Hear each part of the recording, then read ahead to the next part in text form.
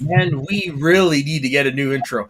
Hi, welcome to another edition of Get Started, everybody. I am once again the Soda, and as always, joined by Ben, 50, and Soul. How are you guys doing? Good. Fine. Let me just address the room here. If anyone's watching this, I haven't watched the matches yet, the pay-per-view matches. I'm going to watch them after the show, so please no spoilers in the comment section. Just wanted to put it out there. Yeah, I will be monitoring comments in there. Yeah, so Don't how are you? spoil for 50. He's a he's probably the biggest fan of the four of us, and all four of us are huge fans. So yeah, And all spoils three of you have after shows about that, and I don't. Just saying. Yeah, that's true. That's true. But I do want to say last night's show was a very good show. I am very tired because of it, because not only did it take a lot of my energy, but I was up late talking to people about it. So goddamn. Yep. And late for me is like 1 a.m. in the morning. So that's 4 a.m. my time. Yeah. I don't know how you young folk do it. I'm just like... You're not I'm right there with you, Matt. I'm right there with you. Yep. We're old, Ben. We're fucking old. Yeah. No, you're not. All right. You guys aren't that much older than me, so I can't call you guys old because I'm just a few years away from that age, and I don't want to consider myself old at that age. So you guys aren't old. So my friend, it's all downhill after 30. Is not old yet. It's all downhill after 30. Yeah. Okay. Yeah, anyways, so the topic for this week is a topic that I picked because I was watching The Godfather 2 weeks ago, and at the very beginning of the movie, when we first met Don Vito Corleone, I was like, there's some really cool reveals out there of characters and what have you. So the list is the top 5 character reveals in film. Now, it could be... Here's the way I took it. Like, some of my characters were introduced earlier in the movie, but the way we know them, i.e. Superman, happens later on in the film. So that's what I was used for a couple of picks of my list. Oh, I went with a completely different approach. As I do pretty much everything. But reveal can be however, right? Yeah. Like, for example, the Superman one is the very first time we see Superman in action. See, my example for this is I only chose if they were that was the first introduction of that character. Like, I didn't go for, say, Thor in his big ceremony at the beginning of the movie because we already see young Thor earlier in that movie. Mm-hmm. That wasn't the introduction per se that I was going for. Also, I didn't go for characters that were introduced or foreshadowed in previous movies from the franchise. So that was my... I don't think any of mine are like that. Did not choose Vito Corleone because I thought, like, you use that as the example, and that is one of the best ones, if not the best one. So I picked mine of the other 5 other than that one. I will give the little spoiler. It is not on my list, actually. It's not on my main list. It's on my honorable mentions. You come to me on the day of my daughter's wedding. Yeah, and don't get me wrong, it is a great character. Why did you sound like Saw Gerrera there and not Vito Corleone? Don't get me wrong, the introduction of Vito is a very important and great introduction, but it's just, to me, the top 5 that I chose. And once you hear them, you're like, okay. All right. I'm gonna take a wild prediction. I might have 1 or 2 already on Ben's list. Just saying. All right, Matt. That's it. Okay, so number 5 is Buzz Lightyear. Ooh, that's a great one. I can't believe I didn't think of that. Yeah, because think about it. This new toy shows up into an already established environment, not realizing he's a toy, gets in an argument with the main guy, and who says, no, you can't fly, and proves him wrongs, basically. And it's a great character introduction to what is one of the best duos in animated film history. Yeah. That's a great one. I didn't even think about that. Yeah. That's why I'm happy I have all my movies behind me, so I can just sit in my chair. It's like, okay, what fits into my list? Oh, this is, yeah, it's awesome. With me, I typically have to do some Googling to remember, like, about the movies that I've watched before, because I've watched so many movies. Mm-hmm. Yeah, that's true. Sometimes it does get a little hard. Yeah. So here's a question. I've watched. I don't know if you guys still watch SCN live these days, but they kind of went into this whole conversation that Kate didn't really like Toy Story 3, and she loved Toy Story 4 more than she did Toy Story 3. And then I kind of said on stereo to her on the show why I prefer 3 over 4 is because Buzz Lightyear was an idiot in the 4th movie. Like, he went from being a very intelligent, very competent character in the 2nd and 3rd movie, and then in the 3rd one, he was just like, it was like SpongeBob and Patrick from that one episode with the magic conch shell, where he just constantly relied on the button on his chest for advices on what to do in the next situation. It was like, come on, you're Buzz Lightyear, you're smarter than this. Yeah, I like 3 just because, well, I am of the age I was Andy when the first movie came out. And when Toy Story 3 came out, I was in my early 20s, around college age. So, I mean, that's why I related to it, because I am Andy, in a way. I think 3 is the best. Oh, 3 is hands down the best in the series. 3 as an adult is the one that gets you in your feels the most. Yeah, as a kid, it's the first one. As an adult, it's the 3rd one. Yeah. Yeah, the scene with the incinerator is that I don't care who you are. You can be the most cold-hearted person in the world. That'll still freaking get you. You give me that inside. Fun fact. I actually there's this YouTube guys, the 2 brothers. They took the film itself and kind of re-edited it to end right at the incinerator scene to make it look like they all died there, and that was the end of the movie. No. And they showed it to their mom on Christmas. Oh, that's evil. And they let her believe that was the end of the movie for a full 24 hours before they show her the real thing. Wow. Oh, that's evil. That's a coal in your stocking.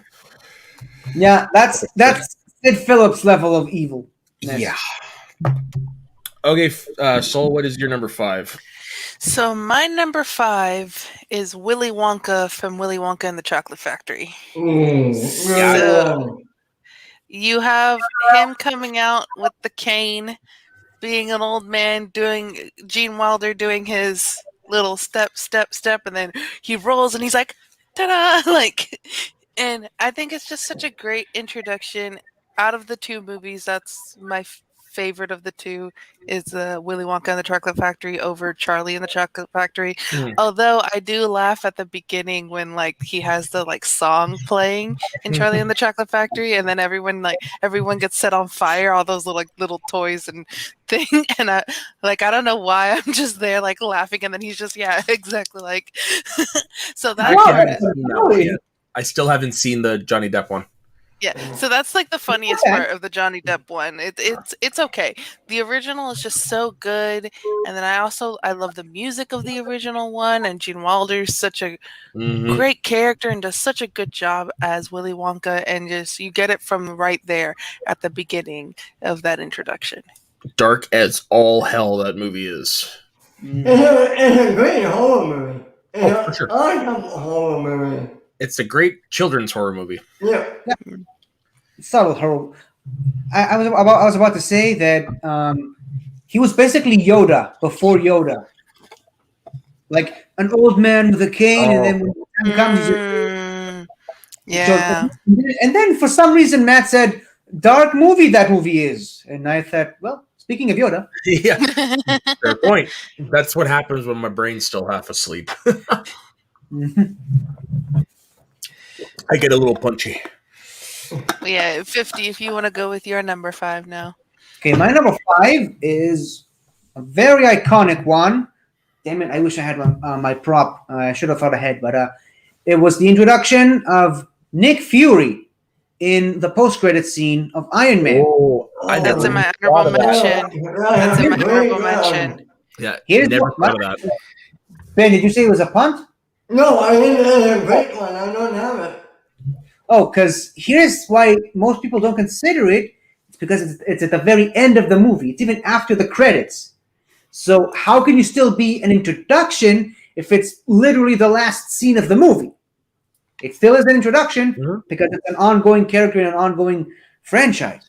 And like I said earlier, I'm not going to pick, like, say, his introduction in Iron Man 2, where he comes up and talks to Tony and says, "Sir, I'm going to need you to get out of the donut." Great moment. But it's not his first introduction. His introduction was in the post-credit scene, which arguably you can say changed the face of superhero movies forever. Not just superhero movies. Yeah. Changing the face of cinema. And it's also what the Universal monster movies should have done with the Mummy. The best end credit scene since Ferris Bueller. Yeah. Yep. And the Ferris Bueller one is awesome, so much so they replicated it in Deadpool. Right, that was so good. And they sort of kind of maybe replicated it in Soul recently. That's true. That is true. Mr. Ben? My turn? Yep. Okay. Yeah. Okay.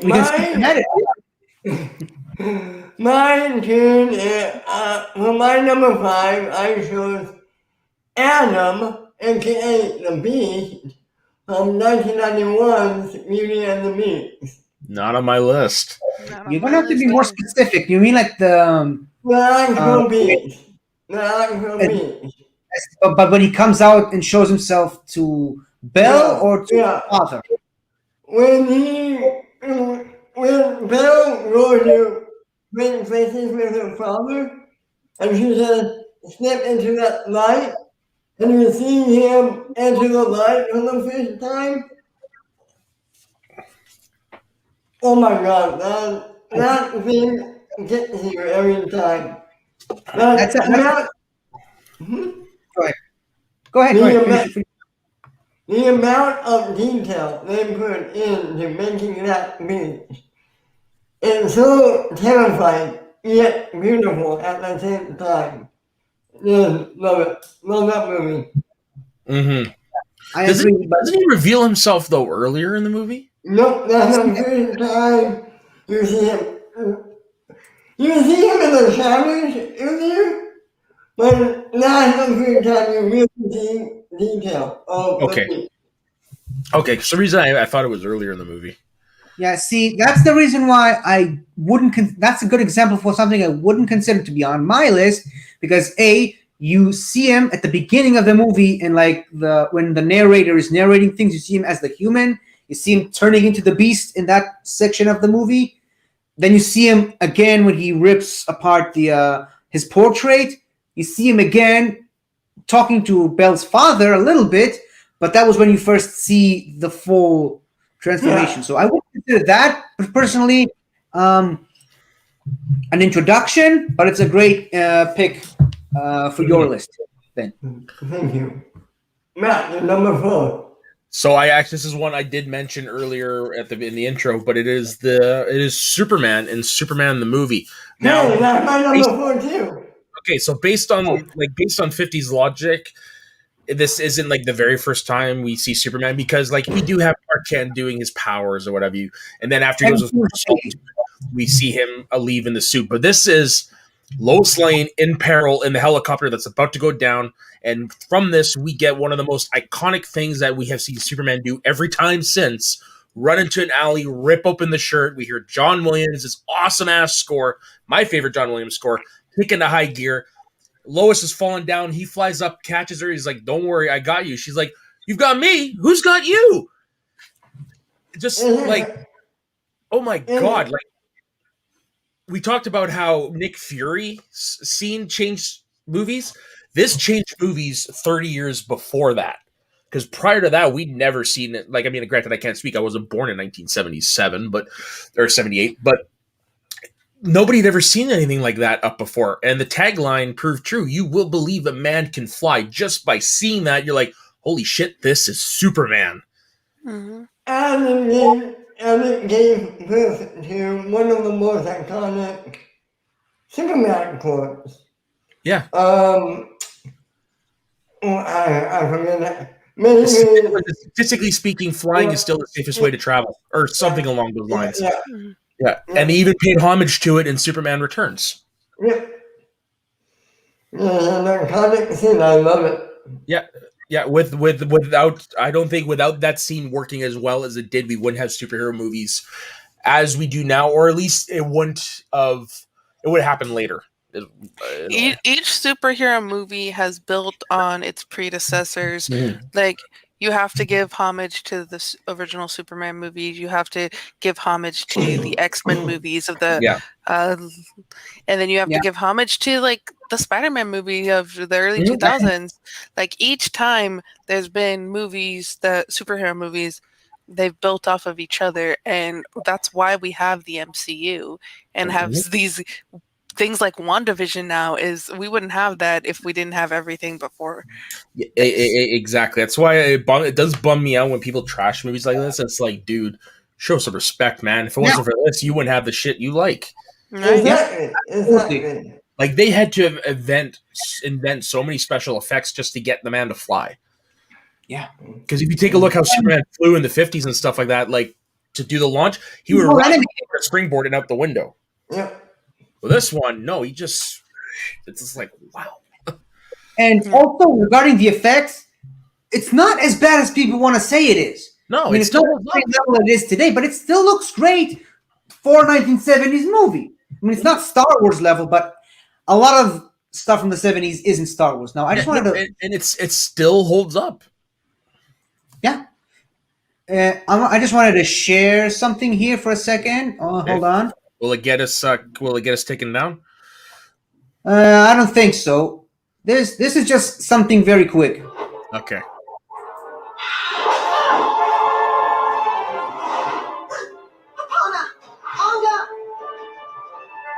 Gotta die faster, just like Honda showed me.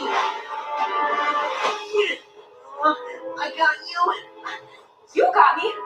Who's got you? I've got you. So yeah, that was my Lion King reference for me.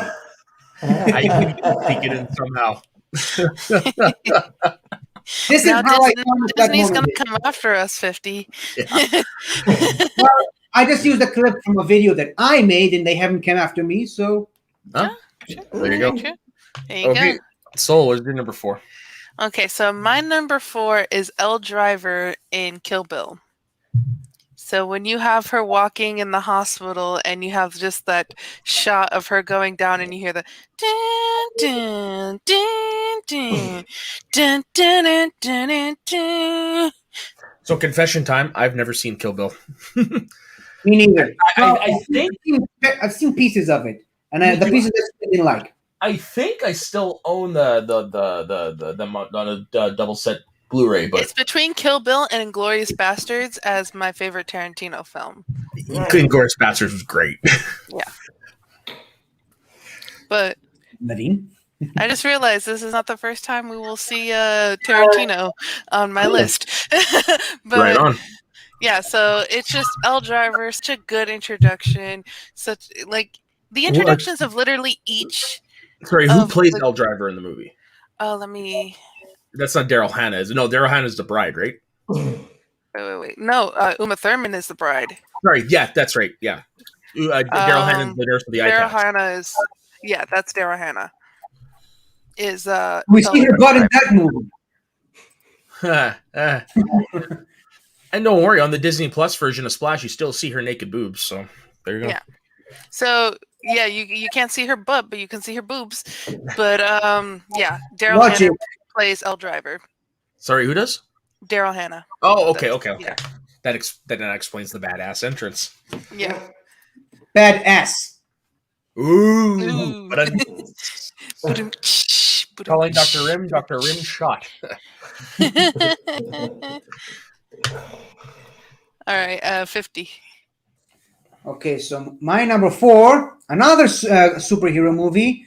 This is the one I think is going to be on Ben's list. It is General Zod from Man of Steel. Not on my list. Okay, so this kind of goes against another rule for another entry in my list, but this one is actually more focused on this specific pick, where you have Jor-El and the main addressing the Council of Krypton, telling them about the dangers of how Krypton is about to be destroyed and everything, and then in comes Zod storming into the chamber with his 2 Kryptonian followers by his side, and he's just with the armor and everything, and I know the armor was entirely CGI, so it doesn't really matter. But he walks in like he owns the place with a serious Michael Shannon look on his face, and even Jor-El was taken aback by his entrance. He was like, "Zod, this is madness! What are you doing?" And well, that was the definition of introducing a character who means business, and we see that all over Zod's character in that movie. A little bit more, I'd say, than the General Zod in Superman 2, because you can tell that Zod, he's not evil per se. I mean, he plans to do some despicable things, but he's doing it all in the hopes of helping and saving his own people. The road to hell is paved with good intentions. Yeah, he's doing the wrong things for the right intentions. Yeah, the wrong things for the right reasons. Yeah. Right. Yeah. Yeah, no, that is a great one. It's just not one when I, like I said how earlier, like how I did my list. It's just not one that unfortunately popped into my head. Okay. Me neither. All right, Ben, what's yours? My number 4 is your number 4, so it's your turn now. Great. Okay, so my number 3 is the introduction of Indiana Jones and Raiders of the Lost Ark. Because you know shit's going on in the background. The guy picks out his gun. All of a sudden, you just see the whip knock the gun on the hand. Then you see this silhouette of a man in a hat, and he steps out. And it's Indiana Jones. I mean, like, how cool is that? I almost actually used another instance later in the film, but this one actually fits the list better. The introduction purposes, because honestly, I think the more iconic entrance of Indiana Jones is later on in Marion's bar. Mm-hmm. After she, drinks her one at the table, and all you see is his silhouette on the wall. Like, to me, that's the more iconic entrance. But when it comes to introductions, like Indiana Jones, man, like that is just the epitome of cool. Yeah, I had considered that one for my list, but yeah, I knew you were going to pick it. So, yeah. What I wouldn't give to be Indiana Jones sometimes, Yeah. I think all of us would give all we have to be Harrison Ford for one day. That is true. Yeah. Which version of Harrison Ford? Like, wait, okay, a little sidebar. See, I would. That would mean that I would be changed into a man. So I don't know on my end. For one day. I said for one day. Yeah. For one day. Okay. Well. Which I'm gonna ask the three guys, and then Saul. Saul, which character from a Harrison Ford movie would you change yourself into? And for you two, which Harrison Ford character would you rather be for a day? Me, it's Indiana Jones. Oh, he's got so many good ones.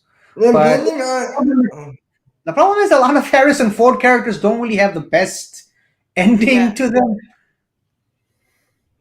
Because I was just like, the most iconic answer for me would be Leia, but they're in the middle of war, and I don't want to be in the middle of war. Yeah. So, Marion Ravenwood would be a good one. Yeah, Marion would be a great one. Yeah, actually, outside of those, I don't really see that many kick-ass female characters in those movies.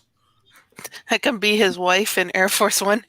Yeah, you'd be Anne Hesh in 7 Days, 7 Nights. Ben? I'm thinking, honestly, Han Solo. I think so too, because, I want to fly a spaceship. Yeah.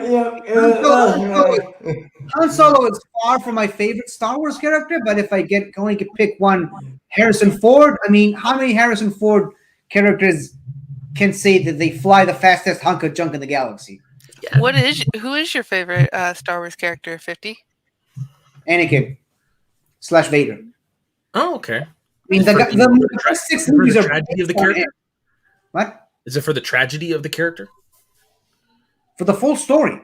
Yeah. Okay. Or coming up from slavery to becoming a very promising character in the second and third movie. Then, obviously, like I said, the tragedy, the conflict, and the redemption, and even the legacy in the sequel trilogy. This might be a little bit controversial, but were any of you guys upset that we didn't see Anakin in Rise of Skywalker? I was. He had to be. Yeah, I wanted him to be there, but honestly, I was upset with so much other stuff from Rise of Skywalker Okay. that I didn't even think about Anakin in the moment. Like I was like, it'd be cool to see him like before going in, and then watching the movie. And I did watch the movie in a theater, a crowded theater that was very happy with the film and cheering and having fun. But like there was moments that I was rolling my eyes throughout that entire movie. Yeah, I didn't have that, but I'm gonna say this. My only thing I'm gonna say, instead of Han Solo talking to Ben, it should have been Anakin. That's what I was about to say. see, I get why they did the Han Solo thing, just to mirror the conversation, but in this case, it's in his head. But yeah, I mean, I will say that was one of my favorite scenes of Rise of Skywalker. Yeah, it worked. It worked. Don't get me wrong, it worked, but it should have been Anakin. Yeah, the thing is, I don't think, and J.J. Abrams said multiple times when he made The Force Awakens that he's going to stay away from prequels as much as possible. Like, he's not a fan of the prequels, and I think he wanted to do the Han Solo and mirror the scene from The Force Awakens because it was his own movie, and he wanted to kind of bring it back to his own movie. But I think the cinematic way of having it mirror was so good. But now thinking about Anakin and just the fact too that he was looking up to Darth Vader so much, and he had Darth Vader's crushed helmet and all that. Like it would have been. Yeah, how? I don't know. It would have been really cool to see Anakin in that. And now you guys are just making me sad because we didn't see that. We did get him in a way in my personal favorite scene in the movie, and that is when Rey hears all the voices of the Force. That is hands down my favorite. And in my opinion, Anakin had the best line from all the voices of the Force, where he said, "Bring balance to the Force as I once did." Yeah. Was his line. I'm not gonna lie, I do want to go back and watch Rise of Skywalker. I've only seen it once. I've seen it twice, and I didn't hate. I honestly didn't hate it. It's just I didn't feel the same enthusiasm as I did coming out of Force Awakens and even Last Jedi. Yeah, I mean, I came out of Force Awakens and I was like, that was amazing. I came out of The Last Jedi and I was like, this is one of my favorite Star Wars stories. Empire is still my favorite. I'll still put the original trilogy before, or at least like the first and second movie, the fourth, well, technically fourth and fifth, episode 4 and 5. But Last Jedi was one of my favorite Star Wars movies, and I came out of Rise of Skywalker just going, eh. And that, like, me as a massive Star Wars fan, I was like, the fact that I'm feeling about a Star Wars movie, because I even came out of Solo. I came out of Rogue One and Solo, even like, I so much enjoyed that. So... Yeah, anyone coming out of a Star Wars movie. Out of the new 3, Skywalker, like I said, I came out of the movie like really hyped and all that jazz, but it's the only one I've seen once in theaters. I saw Force Awakens 3 times. I saw Jedi twice. That's the only one where I didn't go back and watch it until I bought it on Blu-ray. Okay, before we get way out of hand, here's the tradition. Yeah, before we get carried far away, let's continue on. Yeah, so... Like I said, this is going to be another Tarantino. It's this character did win the Academy Award.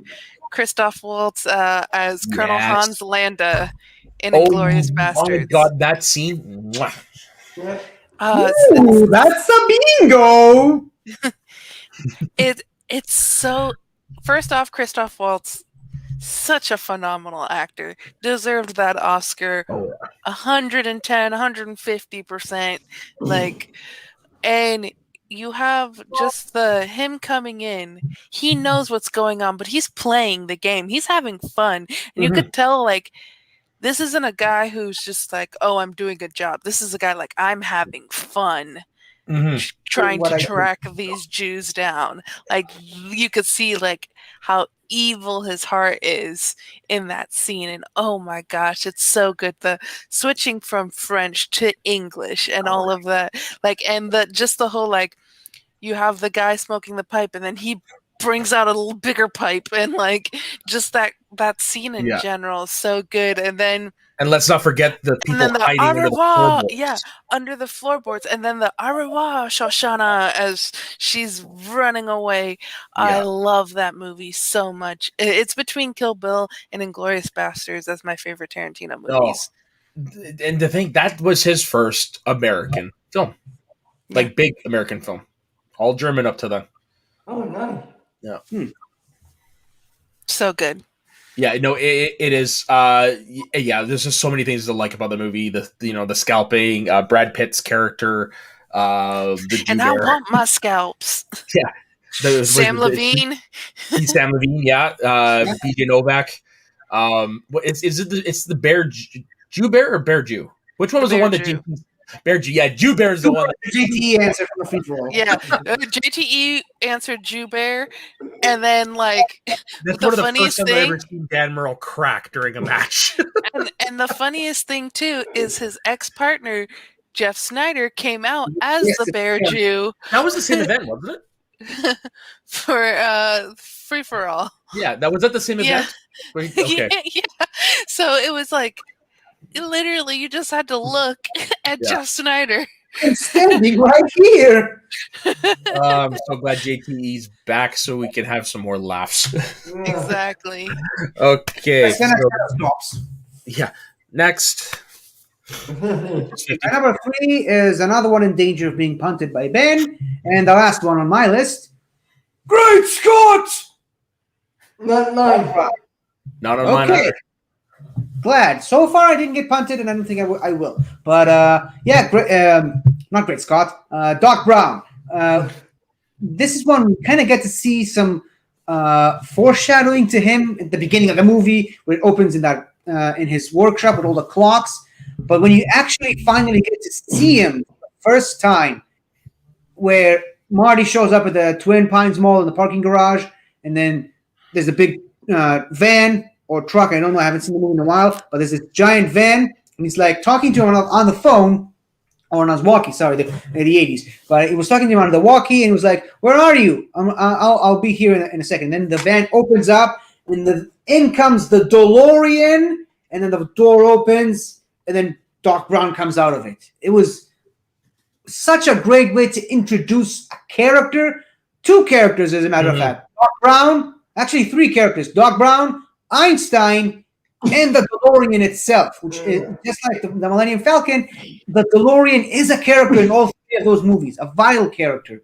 And such a great way to introduce all 3 of them at the same time, while still technically counting as one character. It's just such an incredible way to introduce also the goofiness and silliness of this character and the wonderful magical ride you're going on with that movie. Because up until that point, first time I saw the movie, I didn't think the movie was that great up until that moment. But as soon as that happens, it set the tone for the rest of the movie, and it's a joyride after that. You're expecting like this, and all of a sudden, it's a complete side shift. Yep. And of course, let's not forget the music helps with that as well, and the sound effects of the car.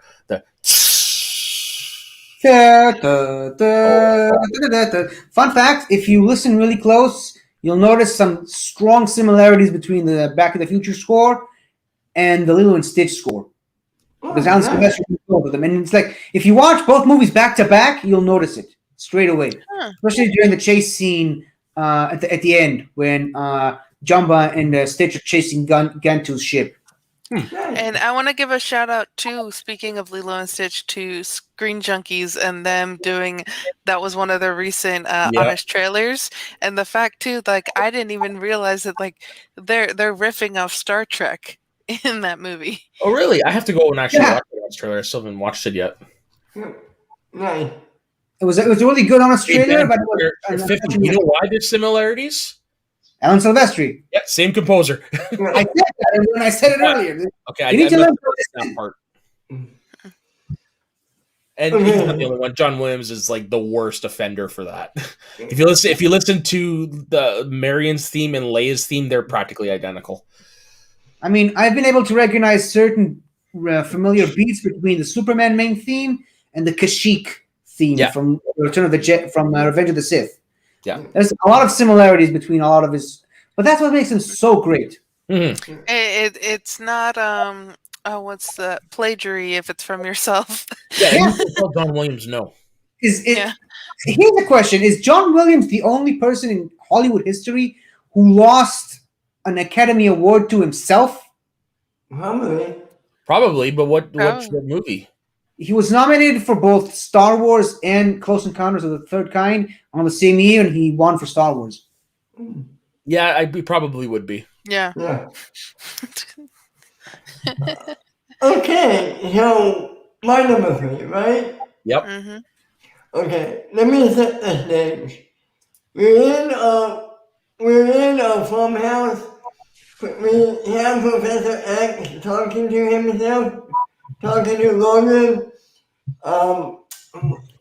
They're talking about everything that happened to him, why he feels like all the mutants being gone is his fault.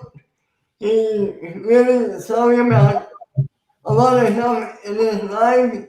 You see him breaking down out, and you see from the background Logan coming in to console him. Only it's not Logan. It's X-24, and he takes his claws and he just snaps Professor X.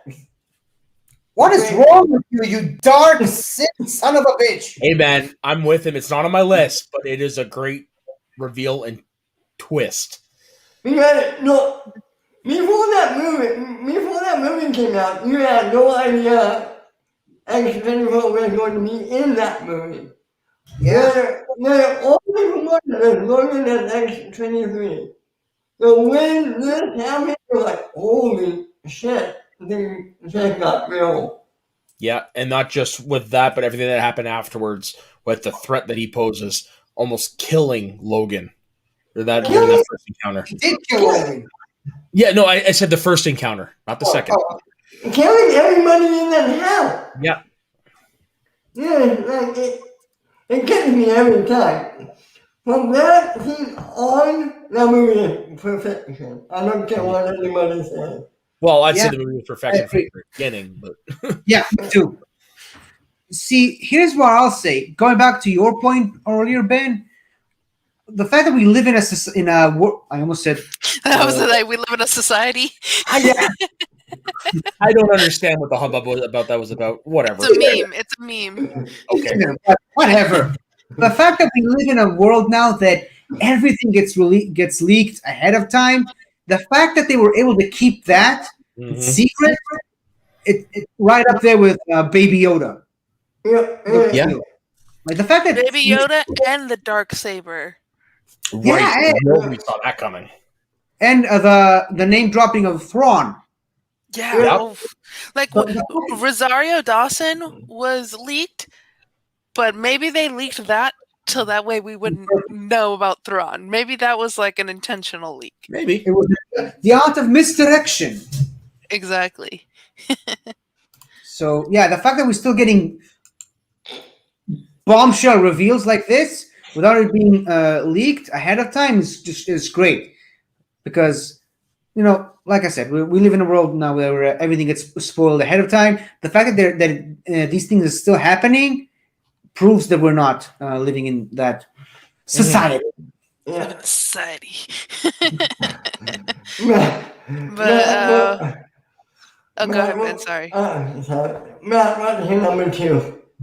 So I'm not going to tell you the character. I'm just going to tell you the scene. No Man's Land. Ooh. Oh. Yeah, because we do see Diana display her powers earlier in the movie. We do kind of see her in costume, but it's hidden by a cloak. But when she's in the trenches, she's like, we can do something about this. And she pulls it up, and you see Wonder Woman come out of the trenches and just go full fucking badass on the entire German army. It was just like, yeah!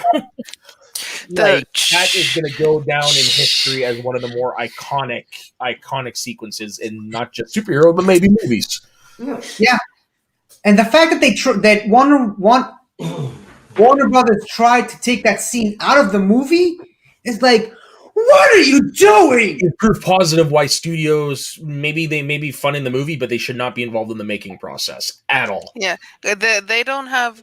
They have the financial incentive. They do not have a creative bone Most in of them their aren't body. creative, period. Unless they have someone like a Kevin Feige who can do both. Right. Which But the Kevin worst Feige is a DC rare movies- beast. He's a Yeah. rare beast. He I was about to is. say, the Warner Brothers superhero DC movies do not have that. No, Neither but do what they did that I think worked in their advantage is they left the country to film the movies. I know that's what happened with Aquaman, and that's why it turned out the way it did. Whether you like it or not, it's pretty much what the director wanted. And they went to New Zealand, so there was no Warner Brothers studio interference in the making of that film. And I think Wonder Woman might have done that as well. Although we can tell with Wonder Woman what the studio interference was, and that's in the third act. Which we just recently found out about, yeah. Which, when you hear that, it's like, okay, that makes sense. It makes sense because I go to bat saying Wonder Woman is 2/3 of a perfect movie. Yeah, definitely is. And even when they tried to remove the scene from the second one, which is the scene, say what you will about the movie, that was the one scene that everyone seemed to like. The beginning of the movie. With young Diana. Oh, yeah. Really? That's the scene that everyone... Yeah, Warner Brothers wanted to take that one out as well. Schmucks.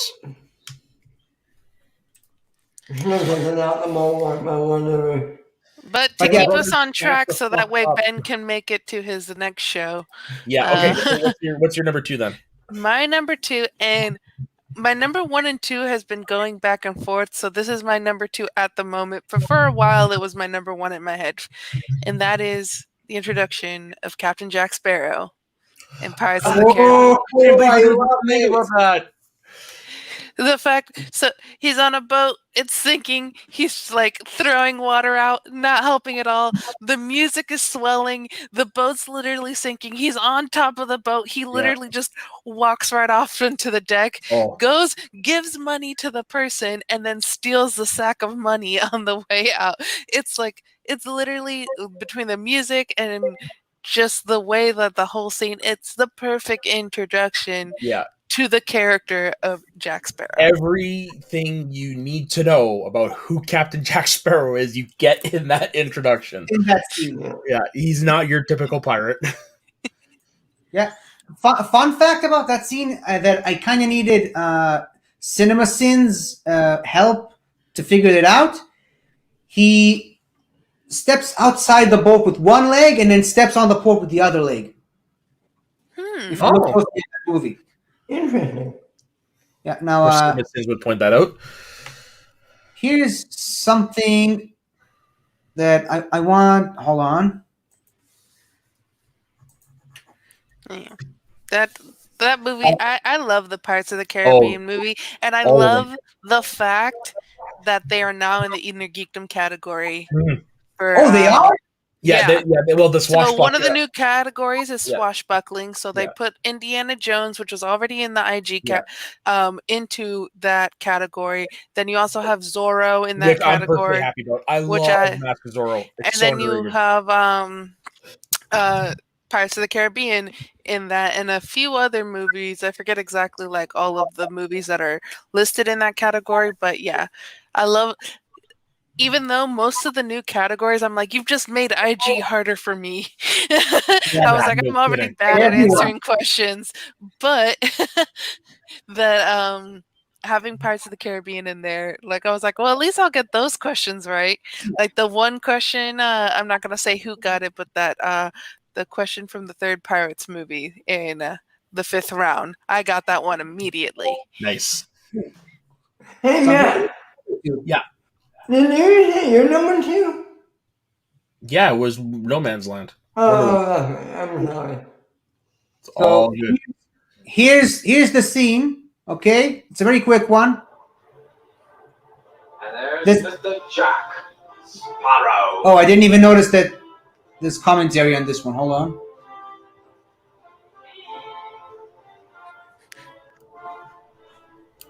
Yeah, again too, he gives his respect to the dead pirates. And then this happens. A little bit of crackland. Yeah, I played the game before. I love it.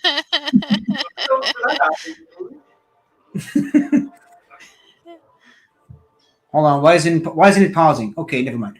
Yeah, no, it's a fun game. But here's from what I understand, this is what's in the swashbuckling category. You've got the Indiana Jones movies, you've got the Pirates movies, you've also got Lone Ranger, Zorro, and Willow. Lone Ranger. Oh, Lone Ranger. I'm gonna have to watch that movie now. See, here's the thing. I actually really liked it. I just thought it was way too fucking long. It is not deserving of an almost 3-hour runtime. Yeah, I liked it towards the end of it, but the whole 2 hours before that was like, yeah, why is this even happening? The competitor who got swashbuckling adventures, she goes, I like going on adventures. Mm-hmm. She would too. Okay, so now it's 50. What is your number 2? Okay, so my number 2, I'm guessing that all three of you, before we started this, assumed I picked the introduction of Simba. You would be wrong in that assumption. It's the introduction of Timon and Pumbaa, isn't it? No. Oh. Because the scene that introduced. By the way, speaking of the Timon and Pumbaa stuff, I actually did voiceover work for that scene when I studied to become a voiceover actor. Oh, cool. Put it in the group chat later. But the introduction scene that I'm referring to, first of all, the Simba scene, great as it is, it's the introduction of a lot of things, which is kind of contradictory what I said earlier with Zod, but you don't really get to see a lot of those two Kryptonians, but you get introduced to the movie itself, the Pride Lands, the Circle of Life, then Zazu, Mufasa, Rafiki, Sarabi, and then Simba. So I picked Scar in his introduction. Again, you get to know everything you need to know about that character immediately from the first thing he does. Catching a mouse, taunting it, playing with his food, as they say, and then almost eating it before Zazu shows up and interrupts it.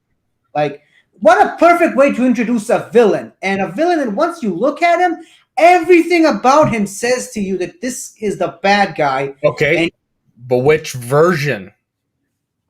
Oh, the animated one. Okay. Cool. I don't know if you said that. Because, I misheard it. I mean, like I said earlier, he has one of the best villain songs. Oh, yeah. Which, for those, in a non-spoiler way, I want every MCU villain to now have a Disney villain song going forward. Yeah. Nice. That's right. Yes. Okay. Yeah. I was thinking about that for a second. Okay. But anyways, so, continue 50. Sorry. But no, I just wanted to answer Matt's question fully. It's just when I said earlier that I'm not going to pick introductions of characters that were introduced later in a franchise. The animated one was the original one, so I couldn't pick the live action version if I wanted to. So okay. All right, Ben, you're number 2. My number 2 is a tie. I wanted to pick one, but I couldn't choose between these two. They're from the same movie, 1989's Batman. The Batman and the Joker. So Batman is on my honorable mention. Oh. Both iconic entrances. Jack Nicholson stepping out of the shadows as a Joker. With the purple blotch on his neck. Yeah.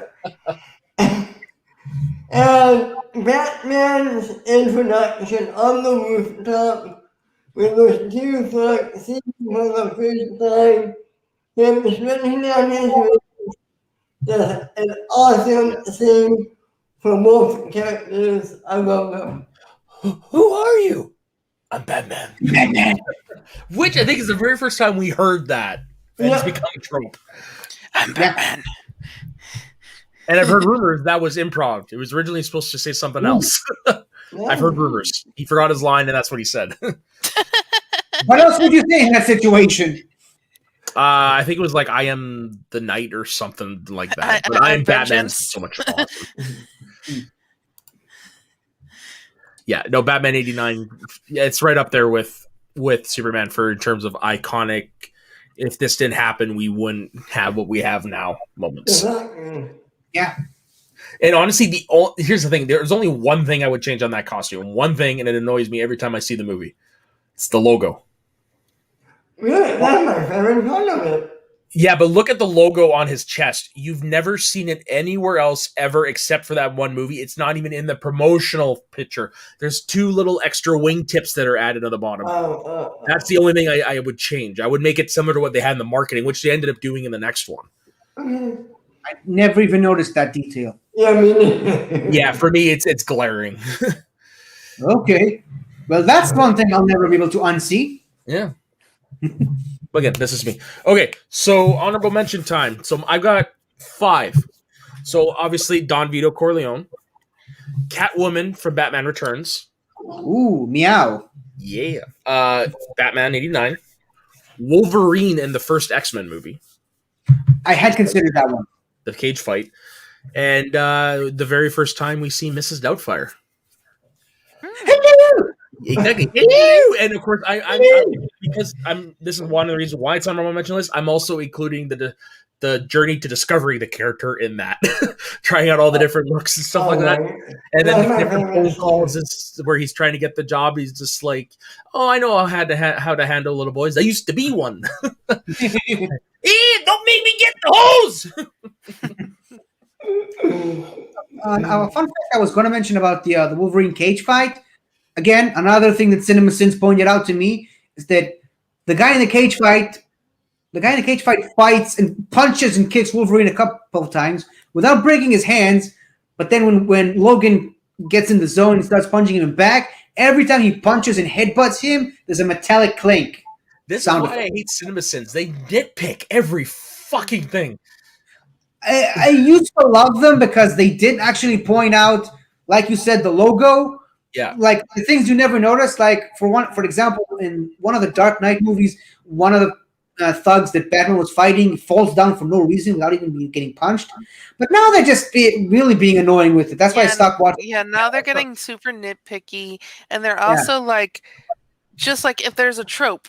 If there's a movie trope, they're like, "Oh, a sin," and I was just like, "No, that's the whole point of the movie." The thing that turned me off the most about them is when I realized that a lot of people I know judge whether they want to watch a movie based on those. Based on CinemaSins.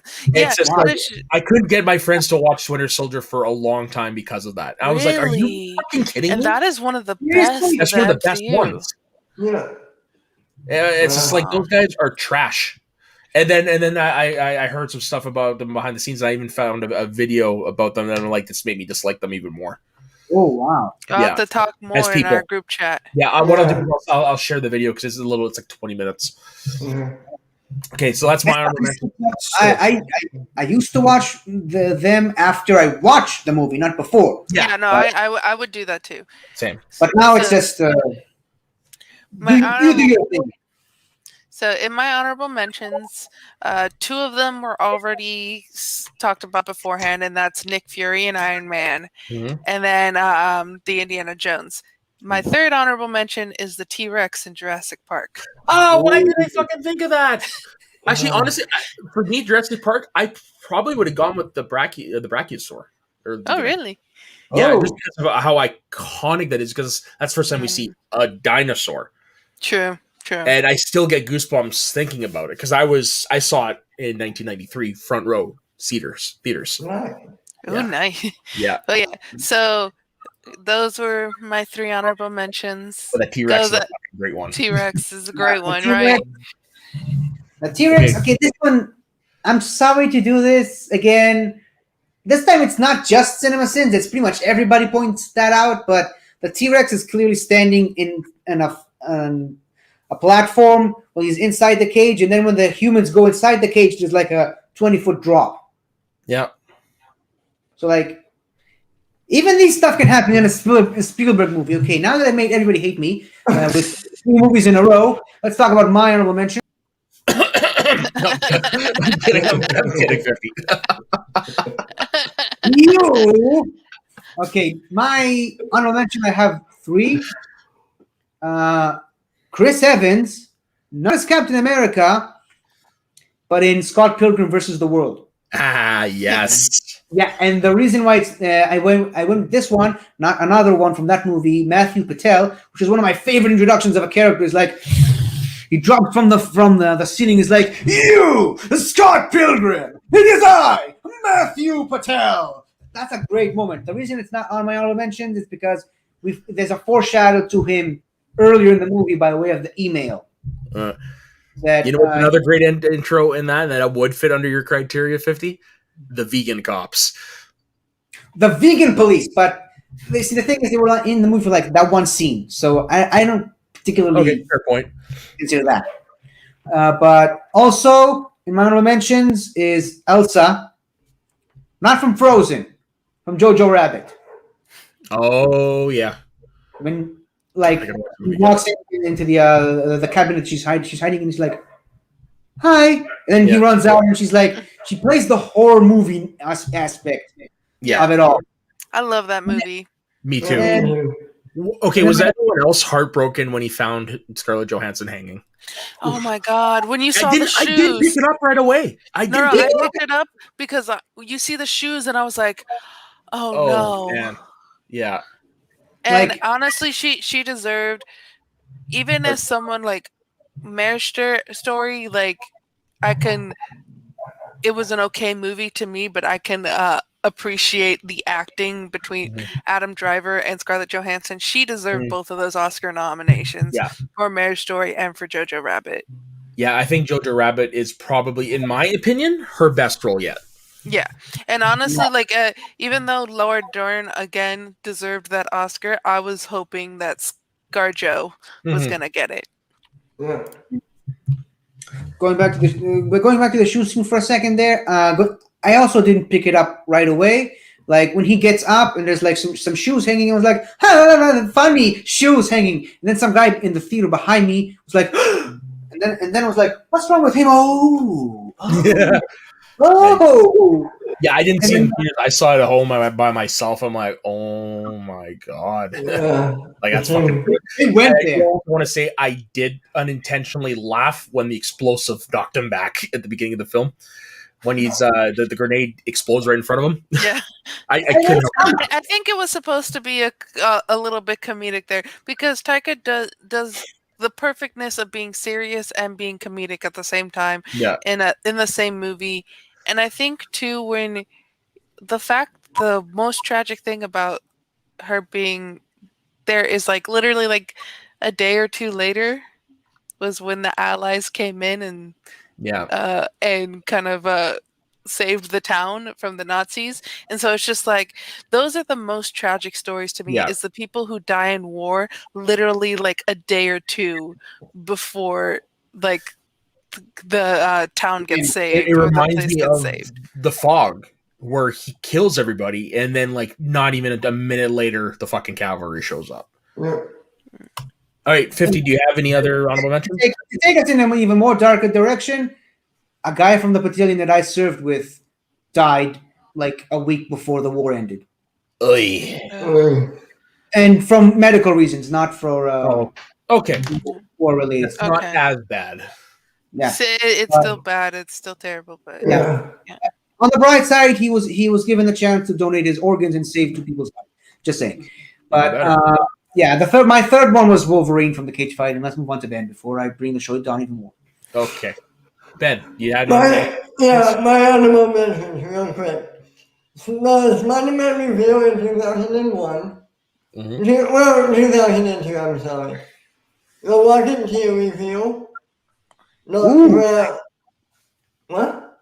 I said nice.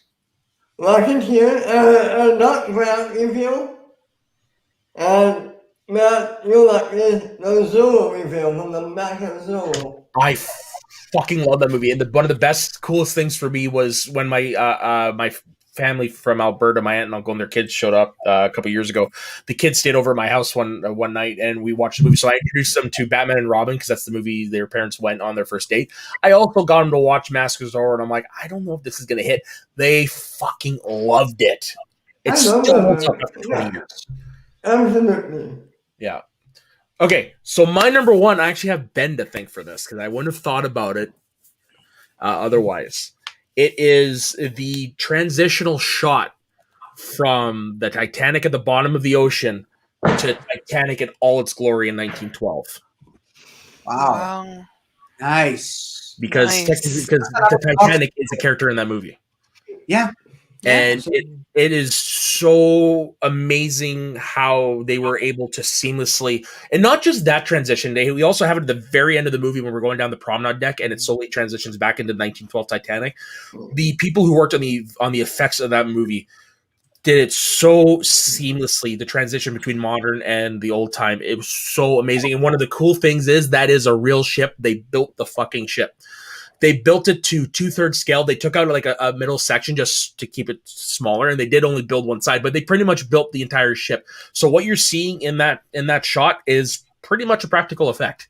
There were CGI things added, like the crane dropping the car in and a lot of the crowd and stuff, but it was all done. Most of it is all practical, and is just the amount of detail that James Cameron went into making that. It's so mind blowing. And like I said, just a seamless.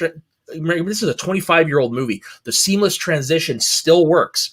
There are a lot of visual effects in that movie that did not age well. Primarily the very first time when Titanic's on the ocean and you're seeing, like, from above, you're seeing all the people in the ship. It looks like a 1990s computer game. But that reveal of the ship in all of its magnificent glory is one of the most beautiful introduction shots you will ever see in film. Yeah. That was a great pick. Yeah. And again, I have Ben to thank for this because he mentioned it to me in our private thing, and I was like, ding, I completely forgot Titanic is a character in the movie. Yeah. Okay. So I'm surprised, although I am the second one of the number one, so 50 or Ben might also have this as their number one. But I'm surprised it hasn't been mentioned yet. And that's the introduction to the Joker in A Dark Knight. Oh. I'm not a fan of that Joker at all. Really? I'm really not a fan of that Joker. You're the first person I've ever heard say that. Yeah, you're the first. Well, if it wouldn't be 50 if he wasn't contrary. Yeah. But the reason why you have the music of Hans Zimmer, which is great, and then just the machination and like how smart the Joker was go with the he told me to kill after boom, and everyone's like killing off each other, to the point of then you have the Joker revealing himself behind a clown mask. So you're like, oh, which one's like you're not sure of which one is the actual Joker, if the actual Joker is there or not. But just that whole scene is so good. It's such a good scene.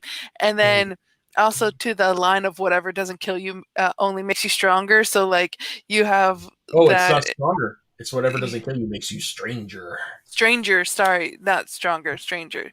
But oh man, so good. I love that scene. And honestly, yeah, I've been going back and forth between Jack Sparrow and the Joker, but the Joker edged out number one for me. Now, before we go into your number 150, I want to know why you don't like the character, if you don't mind me asking. I think it's a little too overhyped. Like people, I think it's a little overrated of a performance by Heath Ledger. Okay. I never said I hated it. Fair point. Like for me, I would actually personally pick Nicholson over Heath Ledger, but don't get me wrong, Heath Ledger did good shit in that movie. Yeah, and then also too the fact the mistake of the hospital didn't blow up when it was supposed to be. Yes, and that's you only have one scene to make that, and he could have fucked up that entire shot, and they would have had to either CGI or not have that scene or anything, and he played into the Joker and like, well, why is this not? That scene was my favorite scene in the whole movie, and when I heard that was not intended, I just made it even better. It was supposed to press button, blow up, and that happy accident. And I love movies that have happy accidents like that. Like for example, Jaws. Like we were supposed to see a lot more of that shark in Jaws. And I think it's so great that we didn't see the shark as much. Right, it makes the movie better. In all his glory, it made it more impactful. Like we did see the fin a little bit, and that's why they introduced the idea of those water flotation devices, so we would know the shark was there. That's why those were in the movie. But when we finally see Jaws pop out of the water, we're gonna need a bigger boat. Yeah. So, 50, what's your number one? Before I get to my number one, I just wanted to mention something. Maybe Matt will appreciate. So there is a Pokemon fan game that someone made called Pokemon Uranium, and someone actually made a Pokemon designed after the Titanic. Ooh. This is a fan-made Pokemon. I just thought it was going to make you laugh. That's hilarious. Yeah. I got the color scheme wrong. That's hilarious. No, I'm kidding. Yeah, because it's supposed to be a specific type of fish. I can't remember which one, but it's not. I mean, it's not. That's the thing about Pokemon is they're never one thing in particular. They're always a combination of things. So these things can happen. My number one. I'm surprised no one else actually said it, but if you've listened to this episode, you know what my number one is: the introduction of Mr. Darth Vader. That's my number one too. Yes. So you want to talk about it together? I went back and I watched it, and I was like, as great as an introduction as it is, I was just like, it's not top 5 worthy. Me too. I think the fact that he's such a great character makes us think that introduction was great, when really that introduction was just him walking down a hallway. And truthfully, I would say, even though it really isn't his character introduction, I would say Rogue One's Vader Rogue reveal One was so way better. Here's my counter to that. Because the beginning of the movie, first of all, we see the tiny ship being chased by the gigantic cruiser. So you know the Empire means business. You get the futility of the tiny rebellion versus the enormousness of the mighty Empire. You get the introduction of the stormtroopers, who are like the main infantry point. They, for the first time in their life, they're actually able to hit their targets. They blast time too. Yeah, they blast through the door. They shoot all the rebels. All the rebels are dead. They're kind of paving the way for the big guy to show up. And then the big guy steps out of the smoke. First of all, the size of that guy, as portrayed by the late, great David Prowse, the size of that guy, the imposing figure of him walking in, and he's like, not happy. And then he moves on. That is the great way to introduce the main villain of a movie. And granted, later it turns out he wasn't the big bad, but he was the main one that we see. And if you go into like some of the expanded universe stuff, the canon stuff, when you learn that how important Vader was for the Empire, he was the face of the Empire. People didn't see the Emperor; they saw Vader. Vader was the main enforcer for the Empire. He was the guy. If Darth Vader comes for you, you're dead. Like you mentioned earlier with the Rogue One scene, they're running away, they're shooting him. If it was me in that scene, I was just drop to my knees, close my eyes, and just hope for a quick one, because that's what Vader does. My pants. Yeah, that's what Vader does to you. Yeah. And an introduction and an entrance like that. Granted, like Saul said, it was just him walking down the hall. But the gravity of the situation and how they set it up with the stormtroopers, like we gotta kill everybody. We gotta make sure everyone's dead before the big guy shows up, because you don't want, as someone who's been in the military, and you know that you gotta make sure that everything's neat and tidy before a high-ranking officer shows up, and you have to make sure that he doesn't see a single thing wrong with wherever he walks. I mean, I've seen it when like a really high-ranking officer was around. People treated him like a god was walking around men. Like they were paving the way for him to walk around. That's Vader in that movie, and more specifically in that scene. And even when there was one stormtrooper who was dead on the floor, and another stormtrooper kind of checking him to see if he's okay, Vader walks in, he drops him onto the floor, and stands in attention. And that's one of the main reasons that scene speaks so much to me as an introduction to one of, if not the biggest villain character in all of cinema. Yeah, and don't get me wrong, it is one of the greatest. It's just, I'm with Soul. For me, at this point, it's not top 5. But it is one of the greatest ones, because you remember. Yeah. Now, Ben, it was also your number one, you said. So what's your reason? I just echo everything 50 said. I mean, there's only so much you can say about that one scene, and 50 summed it up perfectly. Yeah. Okay, then. Well, that brings an end to the list for this week. Now, whose turn is it next week for the topic? Soul. Ben with the chemistry, then it was you, and then Soul because I was before Ben with the top. Oh. I didn't know it was me. I was muted. Yeah. Oh man, I haven't picked something. I didn't know it was my turn. It's okay. I don't think I did. I didn't either.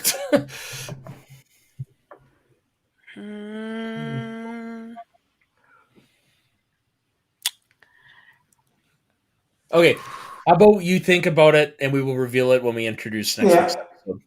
Okay. There we go. Yeah. I'm looking around my room like, anything to give me reference? Yeah. You can't. I guess you can't MacGyver your way out of this one. Exactly. Nope, not right now. Yeah. All right, everyone. So thank you very much for joining us. It's always great to discuss these lists, and I'm actually a little surprised there wasn't more punts in this one. Yeah. Hey, that makes for a better episode when we're not all have the same thing on our list. Yeah. Okay, so Ben, where can everybody find you? People can find me on my YouTube, on my Twitter, Ben Radio 2. You can find me every Tuesday on Shooting the Brief with Matt, every Friday on Recapping the Past with Matt, every Sunday on Ben's Hot Takes, and every Saturday on Mount Schmodown, my other YouTube show, my other YouTube channel about the Schmodown. Okay, 50. What about you? You can find me on my YouTube channel, 50 Shades of Geek. I just did an hour and 20 minutes long episode of my daily show, Pokemon Going, where I discuss Pokemon Go. We just had a big Kanto event, which took a long time. One of the reasons I didn't watch the Schmodown match. You can also find me on my gaming channel, 50 Shades of Gaming. You can also find me on Twitch, 50 Shades of Geek without the F. I do regularly stream where I try to beat all of Pokemon Shield using only a Shedinja, which is frustrating as all hell. And I've started to edit these live streams and put them as separate individual episodes on my gaming channel, so you can go ahead and watch the madness there. Right on. And Soul, how about you? You can follow me at SoulGovan on Twitter, at soul.k.govan on Instagram. You can follow me every Saturday with these lovely folks for Get Sweaty on Wednesdays for Soul Talk. I recently had Tushka on. We ended up talking about Jason Inman's and Ashley Victoria Robinson's comic Jupiter Jet. Nice. And we talked about WandaVision, which pretty much each episode the guests all have been watching WandaVision with me, so we've had a spoiler talk at the end of each episode. You can also find me tonight on John Roca's YouTube channel for the Ultimate Schmodown After Show. We changed the name from show to after show, so go check that out. We have the wonderful Lights Out Laura Kelly. Damn right. I am jealous because I have a question I do want to ask her, but actually, luckily enough, I'm actually going to be on a show with her next week, so I'll be able to ask her then. Oh, nice.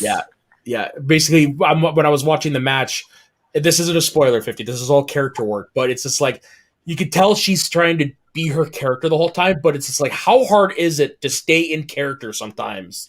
I mean, she broke a little bit. There was some laughter that happened. Oh, for sure. But there was also moments where it's just like... She did a very good job. With the person, with Winston being your manager, and you have to do a character work in the way of not laughing at everything Winston says, she did a great job. She did. And last night when we did our after show, I had my little name here as, who's your stepdaddy? You'll find out why that was a bit 50. Anyways, you can find me on all the shows that Ben said on this channel. You can also find me, as I mentioned, on my other channel, Schmoes of the North, where every week we will be, it sounds like every week we will be going live at the end of the week to discuss the matches of the season. And then we've also got Northern Consultations where we interview people from in front of and behind the Schmodown scenes. It's been a little bit since we've done one. I actually don't know when our next one is going to be, but definitely check us out. It's always a great time. And the fact that we're going live now is, for me, I'm having so much fun doing it. Watch last night's episode, man. Just go watch it. And you can also find me on Instagram and Twitter at soda_the_saxman. So that is it for this week. Thank you very much for those of us who joined us for a little bit, and those of you who are going to be watching in the future. Hope you all have a good day. Don't forget, everybody, smash cancer and stay sweaty. Smash cancer.